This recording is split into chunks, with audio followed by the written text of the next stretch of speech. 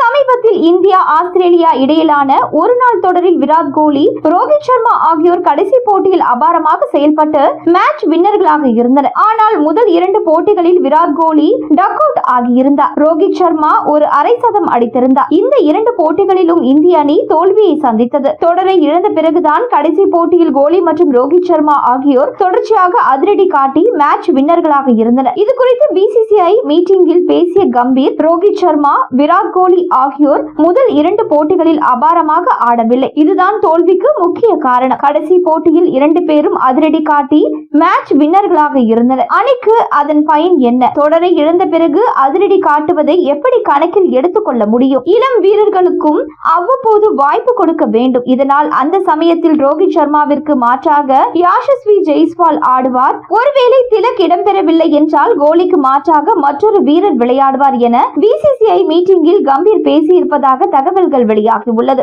மேலும் கோலி, ரோஹித் சொதப்பினால் அது அணியை மேலும் பலவீனப்படுத்தும். இதனால் இனி அவ்வப்பொழுது ரோஹித், கோலிக்கு மாற்றாக இளம் வீரர்களை ஆட வைப்பதுதான் சரியாக இருக்கும் என பிசிசிஐ மீட்டிங்கில் கம்பீர் தெரிவித்திருப்பதாக தகவல்கள் வெளியாகியுள்ளன. இந்திய அணி அடுத்த தென்னாப்பிரிக்காவிற்கு எதிரான ஒருநாள் தொடரில் பங்கேற்று விளையாட உள்ளது. இத்தொடருக்கான இந்திய அணியில் இடம்பெறும் கோலி மற்றும் ரோஹித் ஆகியோர் முதல் போட்டியிலேயே பெரிய தாக்கத்தை ஏற்படுத்த வேண்டிய கட்டாயம் இருக்கிறது.